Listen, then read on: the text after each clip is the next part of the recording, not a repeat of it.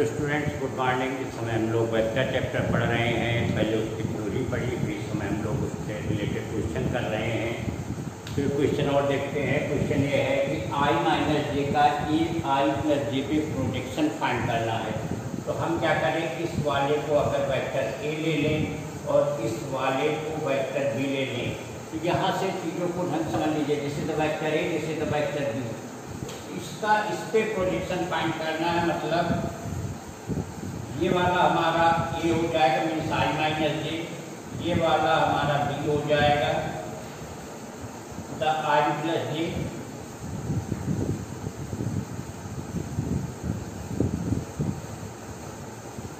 अब इस पे प्रोजेक्शन फाइंड करना है, मतलब ये वाले ए cos थीटा की वैल्यू फाइंड करनी है। तो हम जानते हैं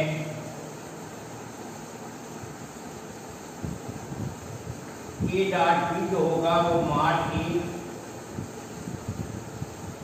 mod b cos theta, and we have to find the value of a cos theta की वैल्यू हमको फाइंड करनी है। तो ए cos थीटा क्या हो जाएगा, a dot B upon mod b. A dot B की वैल्यू क्या हो जाएगी,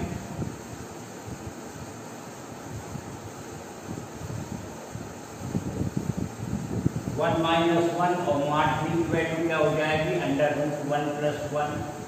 ये आ जाएगा 0 upon root 2, that is 0।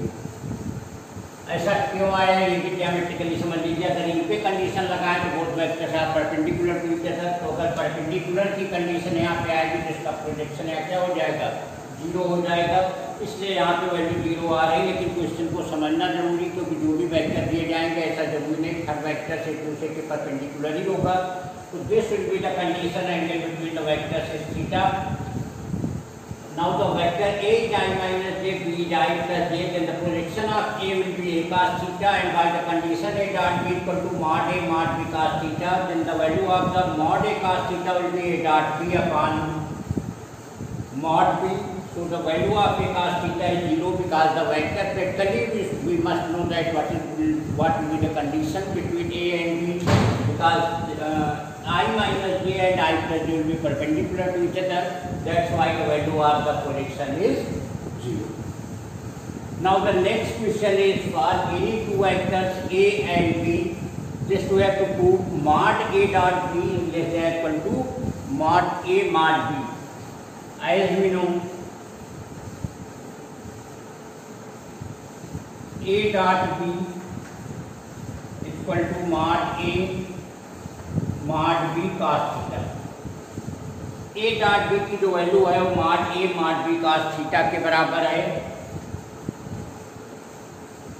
Since cos theta is less than equal to 1 and greater than equal to -1,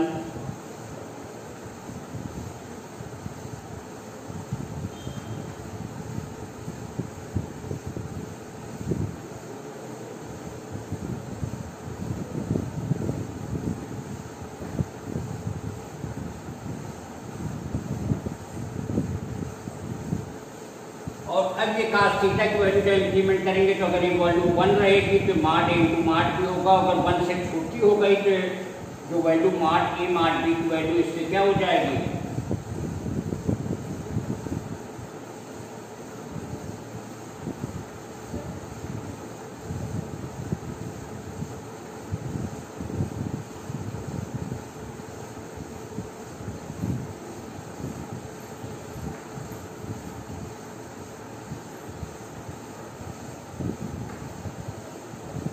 mod A mod B cos theta, that will be the value less than equal to mod A mod B, less than equal to when the cos theta is 1, less than when the value of the cos theta is less than 1. तो यहाँ पे क्या निकल के आएगा कि mod A mod B cos theta less than equal to mod A mod B, और यही वैल्यू क्योंकि A डॉट B के बराबर है तो mod A dot B value less than equal to mod A mod B के बराबर होगी, और यही हमको यहाँ पे प्रूव करना था। तो ये थे, पहले तो उन लोगों ने सीधे फार्मूले बेस किया, उसके बाद उन्हीं में कुछ कॉन्सेप्ट अप्लाई होना शुरू हो गए अदर चीज़ों के। तो by this way we will solve to understand the concept of the vectors and use of the formulas and concept of the vectors, we will do these type of questions.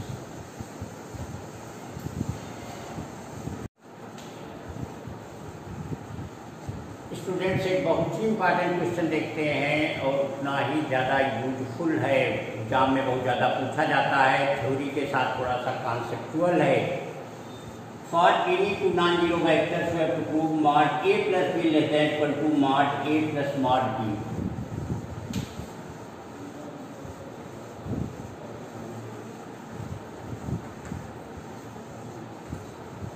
हम क्या करते हैं, mod a plus b के square की value complete calculate करते हैं, तो हो जाएगा mod a square plus mod b square plus 2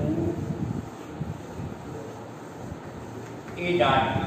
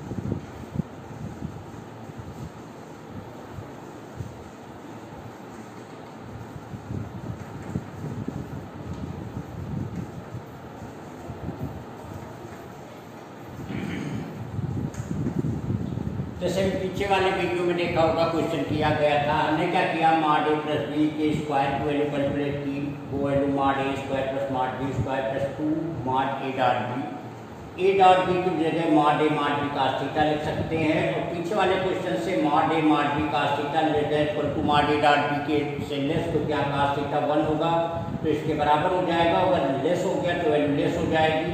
इस ओवरऑल वैल्यू जो ये वाली है, इस वाली वैल्यू की क्या हो जाएगी, लेस आर इक्वल टू हो जाएगी मॉड ए डॉट बी लगने की वजह से, और इसको लिख सकते हैं mod a plus mod b का होल स्क्वायर, स्क्वायर रूट लिया तो means mod a plus b less than equal to mod a plus mod B के बराबर होगा। Student this is the numerical approach, numerically जिसको हमने किया हुआ है, बट बाय ज्योमेट्री अगर इसको समझेंगे तो ए प्लस बी का मतलब क्या हुआ, addition of the two vector this and this. Suppose this is the vector A, this is the vector B. Then the addition will be by this way. This is the vector addition. This will be the resultant A plus B. अब ये vector क्या होगा, अगर angle theta है तो इन दोनों का सम इससे क्या हो जाएगा, लेस हो जाएगा मॉड की वैल्यू से। यही अगर 180 हो जाए, यहाँ पे टोटल ऐड हो जाएगा तो इसके बराबर हो जाएगा। इसको ट्रायंगुलर इनक्वालिटी भी, that's why it is called triangular inequality.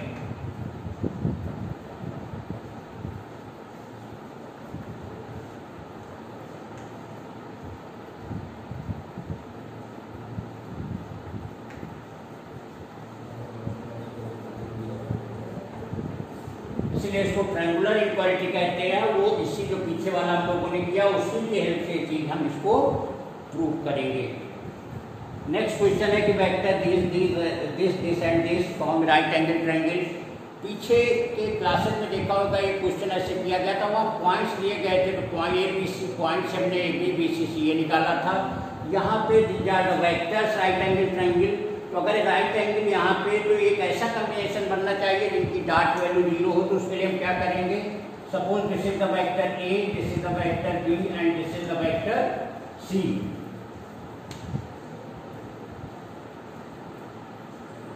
अगर ए डॉट बी ले लें, ए डॉट बी की वैल्यू कंसीडर करें, means 2i minus j plus k, इसको डॉट ले लें i minus 3j minus 5k, तो ये आ जाएगा 2 plus 3 minus 5 that is 5 minus 5 that is 0।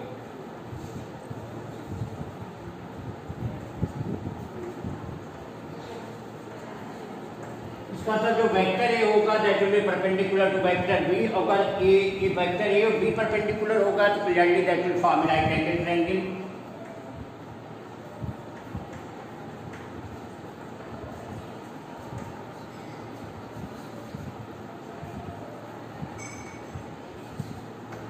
इसका मतलब है कि जो ट्रायंगल फॉर्म होगा वो एक राइट एंगल ट्रायंगल होगा।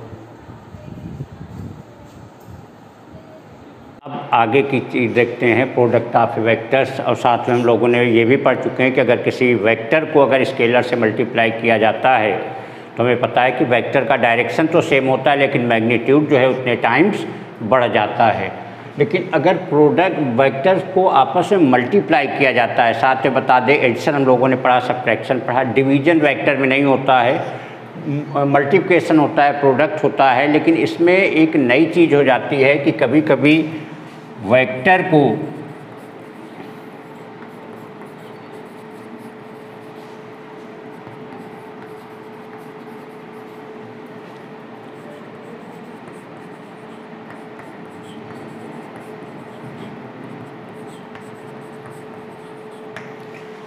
Vector into vector means vector को वेक्टर से मल्टीप्लाई करते हैं तो हमें स्केलर मिलता है, इसलिए इसको जो है स्केलर प्रोडक्ट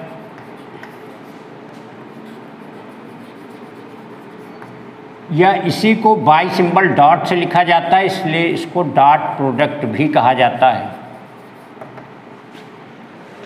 ठीक है, जब वेक्टर को वेक्टर से मल्टीप्लाई कर रहे हैं हमें स्केलर मिल रहा तो इसको स्केलर प्रोडक्ट या बाई सिंबल इसको डॉट से लिखते हैं तो ये डॉट प्रोडक्ट भी कहा जाता है। और अगर वेक्टर को वेक्टर से मल्टीप्लाई करते वेक्टर मिलता है तो इसको हम वेक्टर प्रोडक्ट बोलते हैं।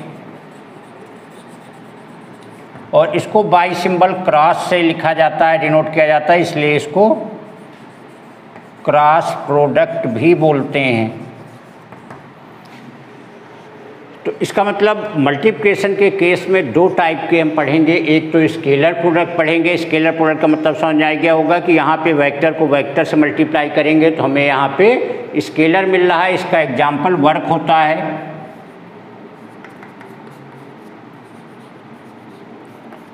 Work force into displacement, F dot S होता है जिसको एफ एस कास थीटा कहा जाता है। This is the example of the scalar product. अगर वेक्टर को वेक्टर से कर रहे हैं तो इसको हम वेक्टर प्रोडक्ट बोलेंगे और बाई सिंबल इसे क्रॉस से लिखा इंडिकेट। तो स्टूडेंट्स बात प्रोडक्ट की हो रही थी कि वेक्टर को वेक्टर से मल्टीप्लाई करते हैं स्केलर, इसको स्केलर प्रोडक्ट करते हैं। वेक्टर को वेक्टर से मल्टीप्लाई करें तो वेक्टर मिल रहा है, इसको वेक्टर प्रोडक्ट या क्रॉस प्रोडक्ट कहते हैं। तो अब हम लोग जो पहला पढ़ेंगे वो हमारा होगा स्केलर प्रोडक्ट।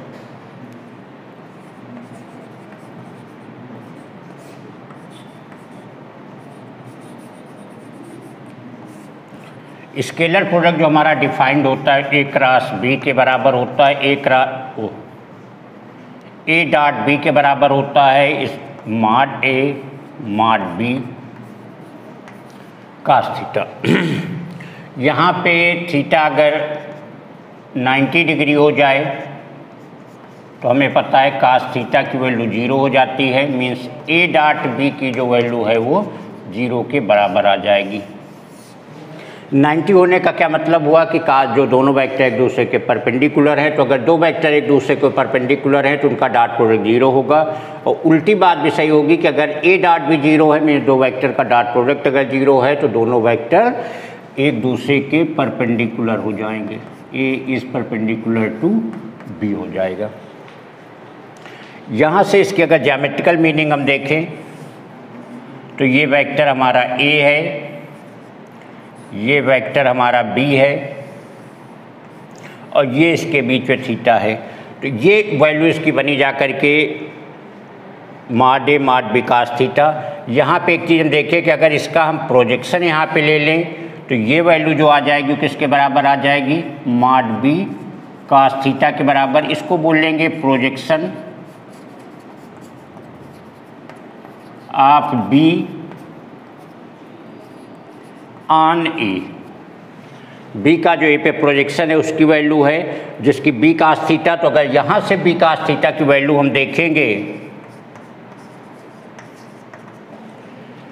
तो ये बराबर आ जाएगी ए डॉट बी अपॉन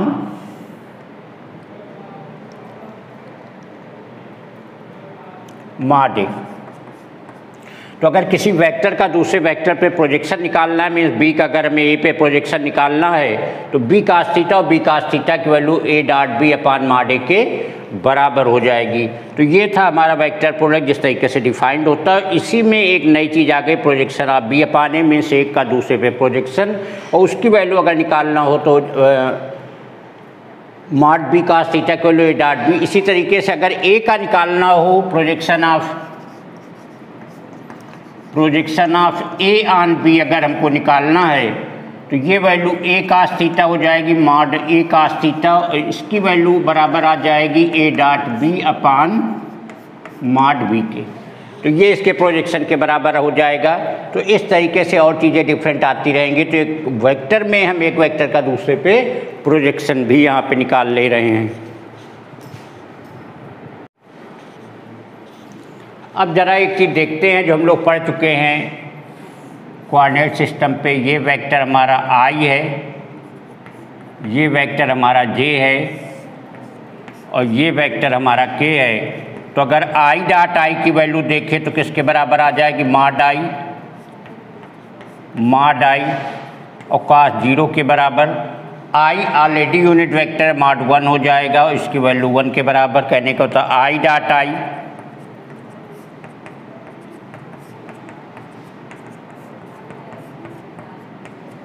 और इसकी वैल्यू किसके बराबर आ जाएगी, 1 के बराबर। ऐसे ही अगर आई डॉट जे डॉट के और के डॉट आई की अगर वैल्यू हम निकालेंगे तो हम देखेंगे सारी वैल्यू 0 आ जाएगी। क्यों 0 आ जाएगी कि all these three vectors are perpendicular to each other. ये सारे के सारे आपस से परपेंडिकुलर हैं। तो आई डॉट जे डॉट के और के डॉट आई की वैल्यू 0 के बराबर हो जाएगी। और इसी बेस पे अगर यहाँ पे हम लिखेंगे, मान लीजिए वेक्टर a1 आई प्लस b1 जे प्लस c1 के है और b की वैल्यू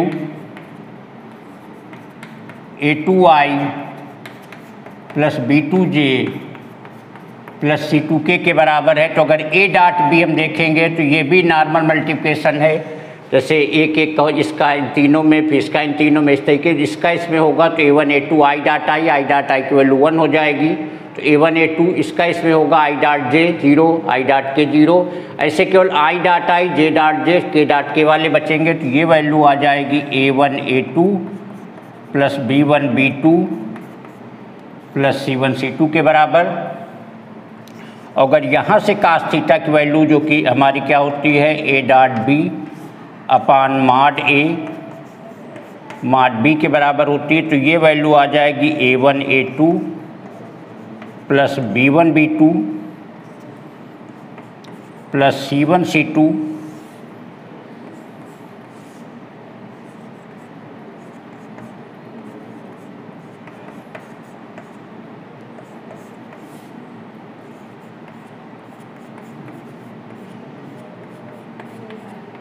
इसके बराबर आ जाएगी। तो अगर 3D IJK के फॉर्म में अगर हम देखेंगे तो ए डॉट बी की वैल्यू ए हो जाएगी और कास थीटा की वैल्यू इसके बराबर आ जाएगी।